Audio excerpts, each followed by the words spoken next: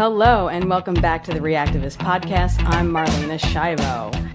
Trump is wasting no time in picking his cabinet members, and his latest announcement that just came out involves Vivek Ramaswamy and Elon Musk. Take a listen. President Trump has just announced Elon Musk and Vivek Ramaswamy will lead the Department of Government Efficiency. That's DOGE. Trump put out a written statement explaining his decision. He said, I am pleased to announce that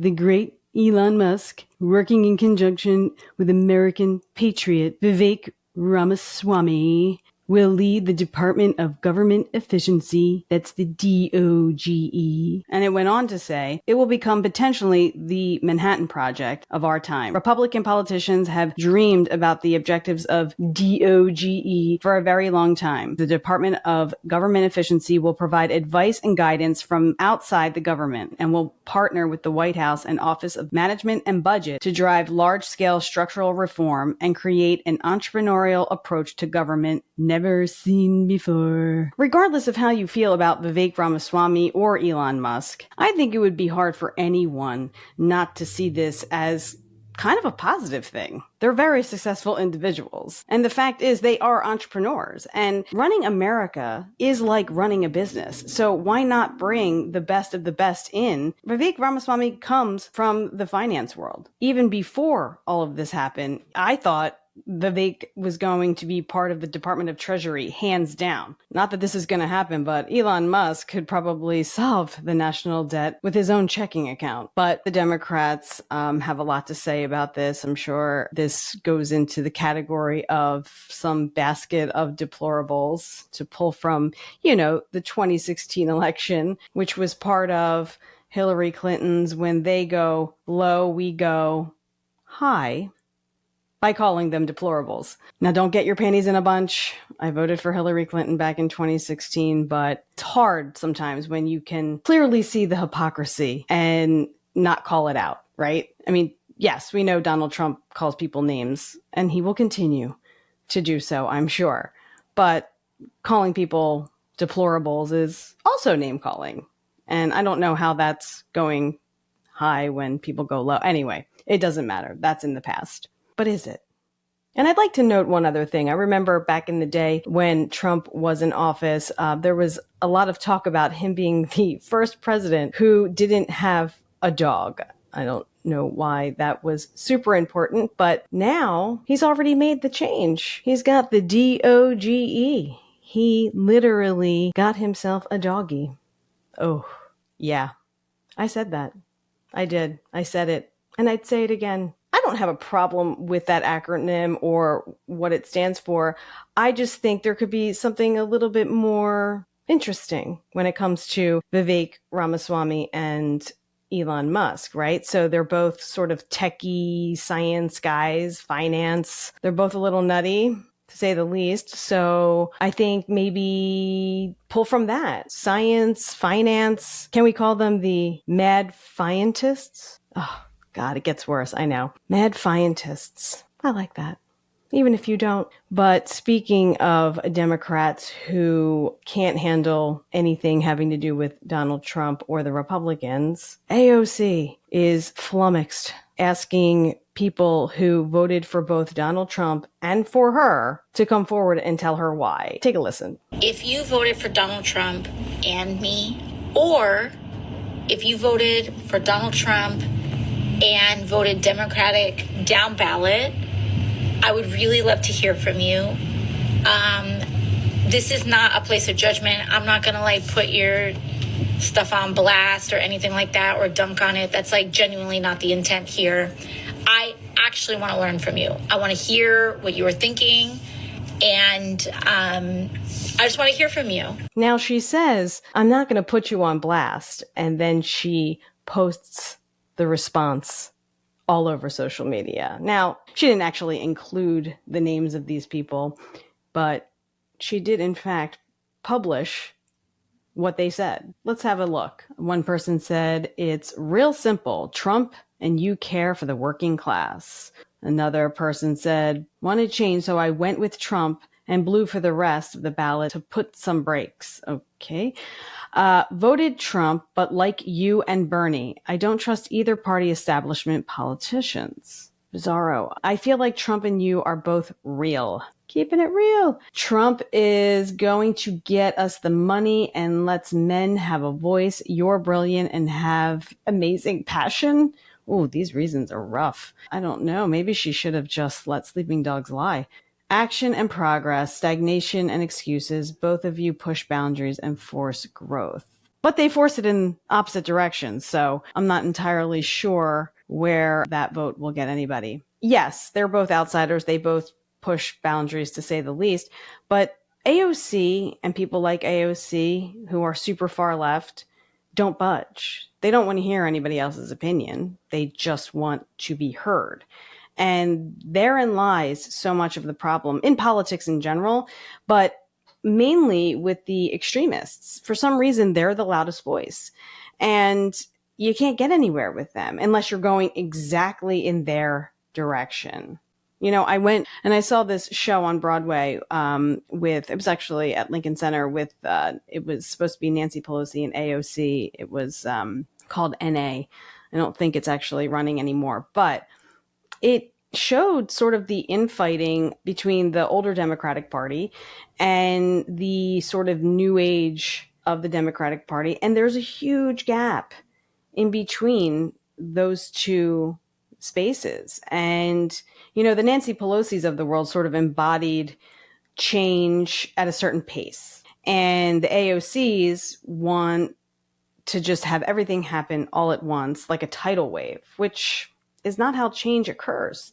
Change occurs over time, and you have to have patience. Whether or not you want to have patience is a whole other issue, and I get it. But this new generation of politicians, these extremists, these entitled, millennials and the Gen Zers, they have such a different view of the world. They are so self-righteous and so entitled. There is so much lost on them because their whole world doesn't require patience because of technology, right? They don't have to listen and think. They just have to swipe, go on to the next thing, because everybody has this technology-induced ADD, right? And that's the generation that's coming up. And then because everyone has the accessibility, everyone has a voice, which is good and bad, right? Social media is oversaturated with people who think they know what they're talking about, and they're influencing people who don't know anything. And so there's a lot of confusion, and there is a lot of misinformation that gets circulated. It's tough. It's going to be a tough road ahead. And it's so hard because it's so hard to trust what you see online or what you hear, even with things like Siri. Like, you can get information in an instant. All you have to do is ask Siri. I actually tested Siri one day. I asked, who is Marjorie Taylor Greene? And then I asked, who is AOC? And the answers, I think, you'll find very interesting. Siri, who is AOC? Alexandria Ocasio-Cortez, also known by her initials AOC, is an American politician and activist serving since 2019 as the U.S. Representative for New York's 14th Congressional District. Siri, who is Marjorie Taylor Greene? Marjorie Taylor Greene, sometimes referred to by her initials MTG, is an American far-right politician, businesswoman, and conspiracy theorist who has been the U.S. Representative for Georgia's 14th Congressional District since 2021. Explain that to me. Why is it that Marjorie Taylor Greene is a far-right conservative? She's also a conspiracy theorist. And to be clear, I'm not debating whether or not she's a far-right conservative or a conspiracy theorist. But if you're going to go that route, why aren't we saying that AOC is a far-left liberal? Why aren't we using the word woke to describe her? Why aren't we calling her an extremist? Why is it just Marjorie Taylor Greene? Now, I can't blame the Democrats for this description, obviously, but this is the type of stuff that is available for people who are of a younger generation who are just coming up through life, and this is the type of information that's available to them with the push of a button and a simple question. And it's skewed. It's skewed. That is an opinion, right? It's an opinion. So why can't we describe people on the left and the right for specifically what they do? Why isn't it just one's a Republican, one's a Democrat, this one represents the 14th District of New York, that one represents the 14th District of Georgia? Why are we adding other descriptions to influence one side or the other? Okay, so this is what plagues me about the next generation coming up through politics. It becomes less about politics and more about opinions. Opinions aren't facts. Opinions are not facts. So chew on that. And just one more note on how the Democrats are responding to the election of Donald Trump. I came across a meme on social media that said the following: Black Monday, January 20th, 2025. All women, LGBTQ+, BIPOC immigrants, we wear black to mourn the loss of life that is coming. We wear black for the loss of our rights. We do not shop. We do not go to work. We do not send our kids to school. We do not buy gas the day before, the day of, or the day after. We do not contribute. We protest in our cities and towns as we are attending a funeral! ! Hey, freedom of speech. I'm all about it. But again, this is the kind of garbage that you find on social media and is accessible to millions of people.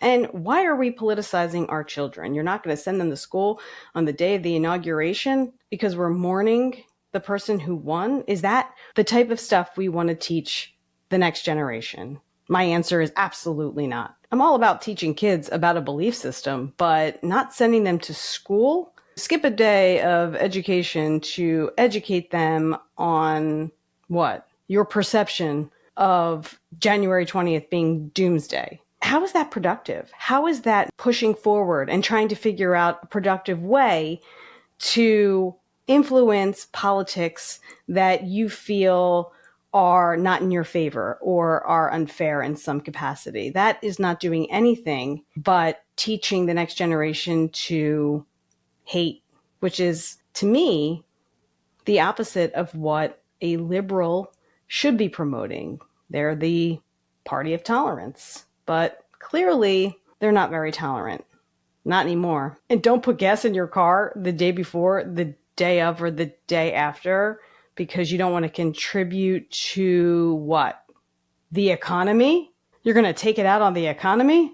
Okay. And by the way, if you're that quote unquote liberal, why are you even driving a car that takes gasoline? Shouldn't you be driving an electric vehicle? I'm just saying. And in other news, Donald Trump taps Kristi Noem to lead Department of Homeland Security. The department will be crucial in carrying out Trump's central campaign promise to close the southern border and fix illegal immigration. Donald, what are you doing? I don't know if you've been paying attention. I mentioned this before on the podcast, but it's worth mentioning again. Kristi Noem shot her own dog. So you might want to be mindful of that because now you, as we established earlier in the podcast, have a doggie. I can't help myself.